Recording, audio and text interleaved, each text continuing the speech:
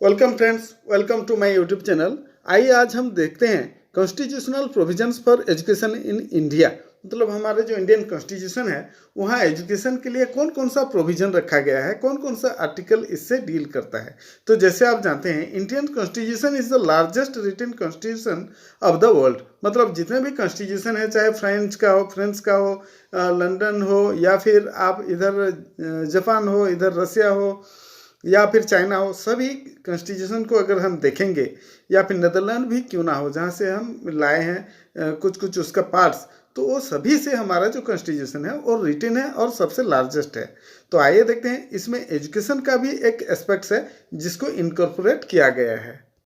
First, education both union and A state subject. जैसे आप जानते हैं यूनियन और स्टेट गवर्नमेंट, दो ठो गवर्नमेंट अलग अलग सेपरेटली वर्क करते हैं, फंक्शन करते हैं, बट एक ही स्टेट में काम करते हैं। मतलब एक ही कंट्री जो इंडिया है, दोनों में काम करते हैं। मतलब कुछ काम ऐसा रहता है जो कि यूनियन गवर्नमेंट संभालता है, और कुछ काम रहता है जो स्टेट के अंडर ही वो काम रहता है। तो वैसे क्लियरली अलग अलग डिवाइड किया है। बट यहाँ एजुकेशन जो है वो 1976 से पहले वो स्टेट गवर्नमेंट का एफआईआर था, स्टेट गवर्नमेंट उसको संभालता था और स्टेट गवर्नमेंट मिनिस्ट्री ही उसको देखता था। बट 42nd अमेंडमेंट में 1976 के बाद ये अब कंकरेंट लिस्ट में आया है। कंकरेंट मतलब यूनियन गवर्नमेंट भी कुछ देखता है, स्टेट गवर्नमेंट भी कुछ एजुकेशन का एस्पेक्ट्स को देखते हैं, और दोनों इसका डेवलपमेंट के बारे में सोचते हैं। फिर आता है article 15। Article 15 guarantees prohibition of discrimination on grounds of religion, race, sex और place of birth by the state. It also ensures equality in educational opportunities in India. इसका मतलब ये है कि मतलब कहीं भी हम प्रोहिबिशन नहीं कर सकते, मतलब डिस्क्रिमिनेट भी नहीं कर सकते किसी को। हम ये काम तुम नहीं कर सकते, ये पढ़ाई नहीं कर सकते, इस टाइप का हम प्रोहिबिट नहीं कर सकते। कैसे? तो रिलीजियन के आधार पर, मतलब कोई हिंदू, मुस्लिम, क्रिश्चियन इस टाइप के हम सेपरेट नहीं कर सकते, सेग्रीगेट नहीं कर सकते, या फिर जाति के हिसाब से भी नहीं कर सकते। एसटी, एससी, ओबीसी, जनरल इस टाइप के भी हम डिवाइड नहीं कर सकते, या फिर मेल फीमेल इस टाइप का भी नहीं हो सकता। या फिर यहाँ हम देखेंगे तो कोई साउथ इंडिया का है, या फिर कोई नॉर्थ का है, या फिर कोई पंजाब गुजरात का है, तो इस टाइप के भी हम सेग्रीगेट नहीं कर सकते। मतलब एजुकेशन हर किसी को यहाँ मिलेगा, सभी के लिए इक्वल अपॉर्चुनिटीज यहाँ अवेलेबल है। तो यहाँ हम बोल सकते हैं जो जितना भी इंस्टीट्यूट्स है हमारे यहाँ, चाहे यूनिवर्सिटी हो या फिर ऑटोनोमस कॉलेजेस क्यों ना हो, या फिर एलिमेंट्री क्यों ना हो, सेकेंडरी एजुकेशन क्यों ना हो, हर कहीं हर किसी को एडमिशन मिल सकता है, पढ़ाई भी कर सकता है। Article 15 third point states that nothing in this article shall prevent the state from making any special provisions for women and children। तो यहाँ आर्टिकल 15 में ये बोला गया है कि अगर हम कोई वुमेन या फिर चिल्ड्रन के लिए कोई भी अच्छा कानून बनाते हैं, स्पेशल प्रोविजंस बनाते हैं, मतलब स्टेट मतलब कौन, यहाँ पार्लियामेंट अगर बनाता है तो यहाँ कोई रोक नहीं सकता, वो बना सकता है। तो चाहे किसी स्टेट के लिए हो या फिर कंट्री के लिए क्यों ना हो, तो उनके लिए वो अलग स्पेशल कानून बना सकता है। Article 45 the state shall endeavour to provide within a period of 10 years from the commencement of this constitution free and compulsory education for all children until they complete the age of 14 years। मतलब यहाँ बोला गया है जैसे हमारा constitution 1950 में adopt किया गया था, तो उस दिन से लेके 10 साल के अंदर free and compulsory education freely मिलना चाहिए बच्चों को। तो कौन से बच्चों को मिलना चाहिए? 6 से 14 साल के बीच में जो भी बच्चे पढ़ रहे हैं या फिर उनका एज है, उनको एलिमेंट्री एजुकेशन कंपलसरीली मिलेगा, ये बोला गया है। मतलब 1960 तक सभी के लिए फ्री होना चाहिए था, बट नहीं हो पाया, बट लेटर ऑन ये हो गया है। Article 46 The article states that the state shall promote with special care the educational and economic interests of the weaker sections of the people, and in particular of the SCs, STs, and shall protect them from social injustice and all forms of exploitation। तो यहाँ बोला गया है कि जैसे weaker sections रहते हैं, ST, SC, या फिर वुमेन हो गए, या फिर माइनॉरिटीज़ भी यहाँ आ सकते हैं, उनका प्रोटेक्ट करना, उसे उनका सोशल और एजुकेशनल, यहाँ हम बोलेंगे पर्टिकुलरली वो जो एस्पेक्ट्स है उसको प्रोटेक्ट करना, अपहोल्ड करना, जैसे वो एक्सप्लॉइट ना हो, इसके ऊपर ध्यान देना। तो पर्टिकुलरली हम यहाँ देखेंगे एजुकेशन को उनका प्रोटेक्ट करना या फिर एजुकेशन उनको प्रोवाइड करना। आर्टिकल 21A आरटी एक्ट जिसको हम बोलते हैं, it grants right to free and compulsory education to all the children of the age 6 to 14 years. तो यहाँ बोला गया है जितने भी बच्चे हैं 6 to 14 ईयर्स के एज में, उन सभी को फ्रीली एजुकेशन मिलना चाहिए। मतलब उनका ना तो कास्ट या रिलीजियन या फिर कोई इकोनॉमिक बैकग्राउंड, किसी भी चीज़ उनको देखना नहीं है, बस उनको एजुकेशन प्रोवाइड करना है। ये स्टेट इंश्योर करता है, गारंटी देता है। तो यहाँ हम देखेंगे पर्टिकुलरली सभी गांव में या फिर जो हेमलेट रहता है वहाँ भी हम एजुकेशन उनको देंगे। और कैसे देंगे, ये स्टेट का काम है, चाहे उनके लिए हॉस्टल करे या फिर वहाँ एक स्कूल क्यों ना करे। Article 28(1) states that no religious instruction shall be provided in any educational institution if wholly maintained out of state fund। तो यहाँ जैसे आप क्लियरली देखा गया, नो रिलीजियस इंस्ट्रक्शन, मतलब हम रिलीजियस इंस्ट्रक्शन नहीं पढ़ा सकते कोई स्कूल में या फिर कोई इंस्टीट्यूट में जो कि गवर्नमेंट से फंड पाता है और गवर्नमेंट के फंड से वो इंस्टीट्यूट या एजुकेशनल इंस्टीट्यूट चलता है। जैसे कोई हम क्रिश्चियनिटी, मुस्लिम, हिंदू या फिर ऐसे जैनिज्म, जो बुद्धिज्म, इस टाइप के अलग अलग धर्म है, वो सब हम यहाँ प्रोवाइड नहीं कर सकते, बच्चों को नहीं पढ़ा सकते। कहाँ पढ़ा नहीं सकते, अगर वो सेंट्रल गवर्नमेंट या स्टेट गवर्नमेंट से फंड लेके वो इंस्टीट्यूट रन कर रहा है। तो Article 28(2) states that nothing in Clause 1 shall apply to an educational institution which is administered by the state but has been established under any endowment or trust which requires the religious instruction shall be imparted to such institution। तो यहाँ ये बोला गया है, अगर कोई institute अपने fund से चलता है, कोई ट्रस्ट के माध्यम से चलता है या फिर उनका एक सोसाइटी के माध्यम से चलता है, तो फिर वो रिलीजियस इंस्ट्रक्शन प्रोवाइड कर सकता है। फॉर एग्जांपल यहाँ हम देखेंगे कोई मंदिर हो गया, तो मंदिर में वो अपना जो हिंदू धर्म का है वो प्रचार प्रसार कर सकते हैं। कोई मस्जिद हो गया तो वहाँ इस्लाम का वो प्रचार प्रसार कर सकते हैं, वहाँ पढ़ा भी सकते हैं। तो इस टाइप के अलग अलग मंदिर, मस्जिद या फिर कोई रिलीजियस इंस्टीट्यूशन खोल सकते हैं, बट वो सोसाइटी के माध्यम से या ट्रस्ट के माध्यम से रजिस्टर्ड होना चाहिए और गवर्नमेंट का फंड या पैसा उनको नहीं आना चाहिए। अगर वो गवर्नमेंट का फंड नहीं ले रहे हैं तो फिर वो पढ़ा सकते हैं। Article 29(2) states that no citizen shall be denied admission into any educational institution maintained by the state or receiving aid out of state funds on the grounds only on religion, race, caste, language or any of them। तो अगर कोई institute खुला है या फिर college खुल रहा है या फिर यूनिवर्सिटी है और वो गवर्नमेंट के माध्यम से चल रहा है या फिर एड वहाँ से लेता है, वहाँ से कुछ भी फंड लेता है, तो वो क्या कर सकता है, यहाँ सभी को एडमिशन देना पड़ेगा। वो किसी भी ग्राउंड पे यहाँ उसको डिबार नहीं कर सकता, डिनाई भी नहीं कर सकता किसी का एडमिशन के लिए। कौन से ग्राउंड में नहीं कर सकता, पर्टिकुलरली यहाँ देखेंगे तो रिलीजियन के ग्राउंड में, तुम हिंदू हो, मुस्लिम हो, यहाँ एडमिशन नहीं ले सकते, इस टाइप का नहीं बोल सकता। जाति के आधार के से भी यहाँ मना नहीं कर सकता। रेस कोई भी यहाँ जैसे साउथ इंडिया, नॉर्थ इंडिया, इस टाइप के भी नहीं बोल सकते। लैंग्वेज के हिसाब से भी वो नहीं कर सकते, या फिर एनी अदर फॉर्म्स, किसी भी कारण दिखा के, वो अलग कारण भी क्यों ना हो, वो यहाँ मना नहीं कर सकते। हर किसी को उनको एडमिशन देना ही पड़ेगा। ये आर्टिकल 29 का 2 सेक्शन बोलता है। Article 30 first section says that all minorities whether based on religion or language shall have the right to establish and administer educational institutions or their choice। तो यहाँ ऑल माइनॉरिटीज बोला गया है। माइनॉरिटीज जैसे कि आप जानते हैं, मुस्लिम हैं हमारे यहाँ, जैनिज हैं या फिर बुद्धिस्ट क्यों ना हो, ये सब माइनॉरिटी में आते हैं। तो उनके हिसाब से वो अपना अपना एक रिलीजन के हिसाब से इंस्टीट्यूट खोल सकते हैं या फिर लैंग्वेज के हिसाब से भी वो लोग खोल सकते हैं। तो जो माइनॉरिटीज हैं वो रिलीजन या लैंग्वेज के हिसाब से खोलेंगे, कोई भी स्कूल, कॉलेज या इंस्टीट्यूट की ना हो, उनको यहाँ मना नहीं किया जा सकता। Right to establish and administer, मतलब वो चला सकते हैं, खोल सकते हैं, ये बोला गया है। तो उनका चॉइस के हिसाब से वो खोलेंगे, चाहे वो लैंग्वेज के हिसाब से खोलें या रिलीजन के हिसाब से क्यों ना हो। Article 32 The state shall not, in granting aid to educational institutions, discriminate against any educational institution on the ground that it is under the management of a minority, whether based on religion or language। तो यहाँ बोला गया है जो भी minority के पहले 1 में जो बोला गया था खोलेंगे बोल के, अगर वो खोले हैं इंस्टीट्यूट, चाहे उनका रिलीजन या लैंग्वेज के आधार पे क्यों ना हो, वो माइनॉरिटी इंस्टीट्यूट को स्टेट या गवर्नमेंट जो है वो मना नहीं कर सकता ग्रांट देने के लिए। तो यहाँ जो भी ग्रांट अदर कॉलेजेस या इंस्टीट्यूट के लिए आता है गवर्नमेंट की तरफ से, वही ग्रांट यहाँ माइनॉरिटी इंस्टीट्यूट को भी गवर्नमेंट को देना पड़ता है। और ये नहीं बोल सकते कि आपका माइनॉरिटी कम्युनिटी का कॉलेज या इंस्टीट्यूट है, हम आपको नहीं देंगे, ऐसे नहीं बोल सकते।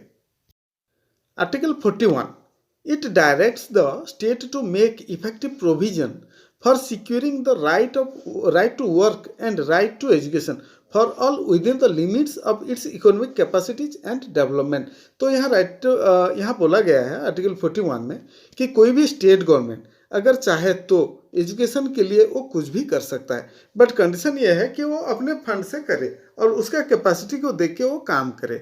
तो यहाँ कोई रोक नहीं है, चाहे वो यूनिवर्सिटी खोले या उसके लिए बच्चों के लिए और कोई भी प्रावधान क्यों ना हो, सुविधा क्यों ना हो, वो यूनिफॉर्म दे या साइकिल दे या फिर बुक्स दे या फ्रीली वो ट्यूशन भी क्यों ना पढ़ाए या फिर अपॉइंटमेंट करे, स्पेशल टीचर्स भी क्यों अपॉइंटमेंट न करे। इस टाइप के अलग अलग नया नया प्रोग्राम भी वो लॉन्च कर सकते हैं। जैसे उड़ीसा में चल रहा है ट्रांसफॉर्मेशन ऑफ हाई स्कूल्स, तो हाई स्कूल को ट्रांसफॉर्म किया जा रहा है, मतलब उनके लिए लैब, लाइब्रेरी, लैबोरेटरीज वगैरह अलग अलग फैसिलिटीज यहाँ दिया गया है, वो फिर स्टेट गवर्नमेंट के पैसों से। तो इस टाइप का प्रोग्राम भी अगर चाहे तो स्टेट कर सकता है। Article 337, this article provides for special provision with respect to educational grants for the benefits of Anglo Indian community. Anglo Indian मतलब यहाँ वो व्यक्ति जो इंडिया में रहते हैं और उनके मम्मी या पापा वो अलग देश से होते हैं। जैसे कि हम यहाँ पर्टिकुलरली बोलेंगे यूरोपियन कंट्रीज, तो उस देश के अगर मम्मी पापा हैं और वो लोग यहाँ रहते हैं, कोई बच्चा यहाँ रहता है या कोई कम्युनिटी रहते हैं, उनके लिए भी एजुकेशन का ग्रांट्स या फिर कोई भी प्रोविजन गवर्नमेंट यहाँ बना सकता है। तो सेंट्रल गवर्नमेंट यहाँ बनाएगा। आर्टिकल 337 ये बोलता है।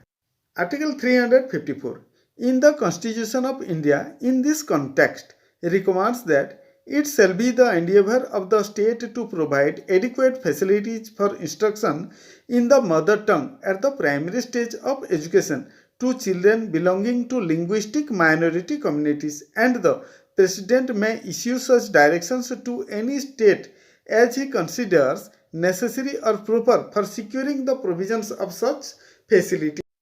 तो ये आर्टिकल हमें ये बोलता है कि जैसे मदर टंग अलग स्टेट्स के अलग अलग रहते हैं, उड़ीसा में उड़िया रहता है, पंजाब में पंजाबी होता है, बंगाल में बंगाली होता है, तो अपना जो लैंग्वेज है वहाँ उसके हिसाब से वहाँ प्राइमरी एजुकेशन चलेगा।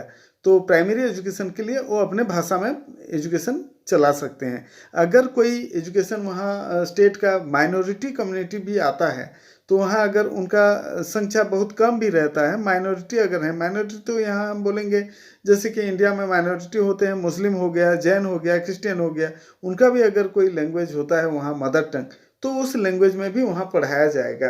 तो ये प्रेसिडेंट भी यहाँ डायरेक्ट कर सकते हैं, जो इंडिया के प्रेसिडेंट, और बोल सकते हैं कि आप यहाँ ये लैंग्वेज चलाइए, उसी लैंग्वेज में आप जो माइनॉरिटी का लैंग्वेज है या फिर जो आपका स्टेट का लैंग्वेज है उसमें आप यहाँ पढ़ाना चाहिए या आप पढ़ाइए बोल के डायरेक्ट भी कर सकते हैं। Article 350B provides for the appointment of A special officer for linguistic minorities.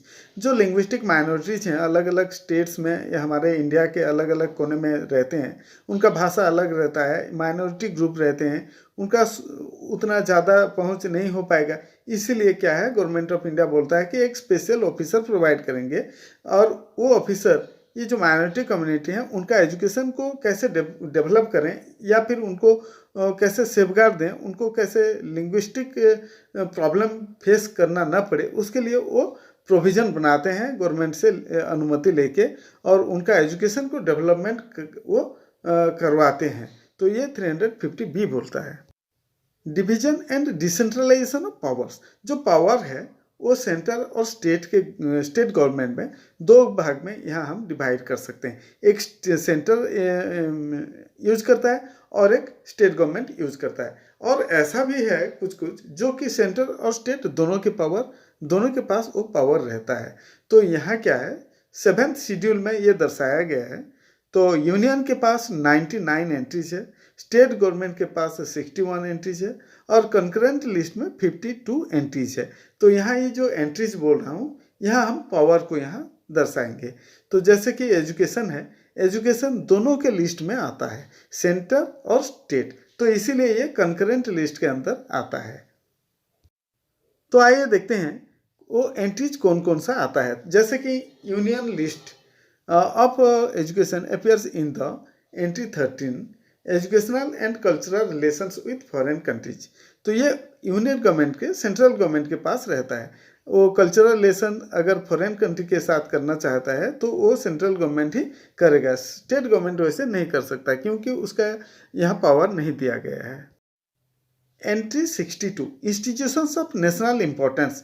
जो भी नेशनल इंपॉर्टेंस रखते हैं वो सेंट्रल गवर्नमेंट के लिस्ट में आते हैं, जैसे कि national literacy of the Indian museum, the imperial war memorial, the विक्टोरियल memorial and the Indian war memorial. Any other institutions like these wholly or partly financed by government and legally declared as institution of national importance। तो अगर वो national importance incorporate करते हैं या वहाँ जुड़ा हुआ है नेशनल इम्पोर्टेंस हिस्ट्री, तो वो सेंट्रल गवर्नमेंट के अंदर आता है, वो सेंट्रल गवर्नमेंट उसको मैनेज करते हैं। Entry 63 the institutions known at the commencement of this constitution as Banaras Hindu University, Aligarh Muslim University and Delhi University and any other institutions legally declared as institutions of national importance। ये तीनों institute Indian government का national importance रखते हैं, मतलब बहुत पुराने भी हैं, इनका कंट्रीब्यूशन भी रहा है देश के प्रति, इसीलिए ये सेंट्रल गवर्नमेंट के अंदर आता है और एंट्री 63 में इसको लाया गया है। एंट्री 64 इंस्टीट्यूशन ऑफ साइंटिफिक और टेक्निकल एजुकेशन पार्टली और wholly financed by the government and legally declared as the institution of national importance. तो यहाँ जो बोला गया है साइंटिफिक और टेक्निकल एजुकेशन जो भी रहता है वो भी यहाँ नेशनल इंपॉर्टेंस अगर वो रखते हैं तो वो भी सेंट्रल गवर्नमेंट के अंदर आता है, जो एंट्री 64 में इनकॉर्पोरेट किया गया है। फॉर एग्जाम्पल यहाँ देखेंगे तो जितने सारे IIM हैं या फिर IITs हैं ये सब सेंट्रल गवर्नमेंट के अंदर आते हैं। Entry 65 union agencies and institutions for a professional, vocational और टेक्निकल ट्रेनिंग। जैसे प्रोफेशनल हो, वोकेशनल हो या फिर टेक्निकल ट्रेनिंग इंस्टीट्यूट्स कोई भी क्यों ना हो, वो सब सेंट्रल गवर्नमेंट के अंदर आता है। फिर बी में आता है the promotion of special studies और रिसर्च। अगर कोई रिसर्च या स्पेशल कोई स्टडी रहता है तो भी उसको इंडियन गवर्नमेंट के अंदर लाया गया है। साइंटिफिक और technical assistance in the investigation और डिटेक्शन ऑफ क्राइम। अगर कोई क्राइम किया है उसके लिए अगर कोई इन्वेस्टिगेशन डिटेक्शन भी चल रहा है तो भी वो इंस्टीट्यूट्स वगैरह सेंट्रल गवर्नमेंट में आते हैं। Entry 66 coordination and determination of standards in institutions of higher education and research and scientific and technical institutions। तो हमारे इंडिया में जितने भी रिसर्च इंस्टीट्यूट्स हैं या फिर हायर एजुकेशन इंस्टीट्यूट्स हैं या साइंटिफिक टेक्निकल इंस्टीट्यूट्स वगैरह हैं, उन सभी को मॉनिटर करने के लिए एक एक इंस्टीट्यूट बनाया गया है और वो सभी इंस्टीट्यूट सेंट्रल गवर्नमेंट के अंदर आता है। ये एंट्री 66 बोलता है। तो एग्जाम्पल की तरफ यहाँ देखेंगे तो कौन कौन सा इंस्टीट्यूट है, जैसे कि आप जानते हैं NCTE National Council for Teacher Education, वो जितने भी ट्रेनिंग इंस्टीट्यूट है टीचर्स ट्रेनिंग उनको मॉनिटरिंग करते हैं, देखते हैं। UGC for higher education, AICTE, NCVTE या फिर MCI Medical Council of India, इस टाइप के इंस्टीट्यूट्स जो है वो सेंट्रल गवर्नमेंट के अंदर आते हैं। State list entry 11 it lays down that education including universities subject to the provisions of entries 63, 64, 65 and 66 of the union list and entry 252 of the concurrent list should be stated state subject। यहाँ जैसे हम देखते हैं कोई universities रहते हैं जो state government के भी अंडर आते हैं और स्टेट गवर्नमेंट उसको टोटली कंट्रोल करते हैं, उसको चलाते हैं। तो अगर 63, 64, 65, 66 एंट्री के अंदर वो नहीं आ रहे हैं तो वो सभी इंस्टीट्यूट्स स्टेट गवर्नमेंट के अंदर यहाँ आ जाएंगे। Entry 12 keeps under state jurisdiction the libraries, museums and other similar institutions controlled or financed by the state as well as ancient and historical monuments and records other than those declared as of national importance। जो national importance declare नहीं किया गया है और state government के अंदर आता है, उसी स्टेट में वो लोकेट होता है, तो उसके ऊपर स्टेट गवर्नमेंट का पूरा टोटल मैनेजमेंट रहता है और स्टेट गवर्नमेंट उसको मेंटेन करेगा। फिर आता है concurrent list entry 25 education including technical education, medical education and universities, vocational education, training of labour. इस टाइप को इंस्टीट्यूट्स या एजुकेशनल इंस्टीट्यूट्स जो भी हैं वो सेंट्रल और स्टेट गवर्नमेंट दोनों के मॉनिटरिंग में आते हैं और दोनों इसको मैनेजमेंट करते हैं। चाहे उसका परसेंटेज जैसे 50-50% क्यों ना हो, फाइनेंस भी दोनों करेंगे। इस टाइप के मैनेजमेंट दोनों का रहता है, मॉनिटरिंग रहता है।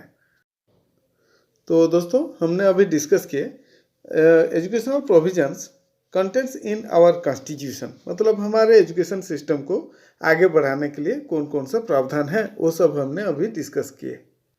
होपिंग दैट आपको ये वीडियो अच्छा लगा होगा, और वैसे एजुकेशनल और इन्फॉर्मेटिव वीडियोज पाने के लिए आप इस चैनल को लाइक और सब्सक्राइब कर दीजिए। Thank you for watching, bye.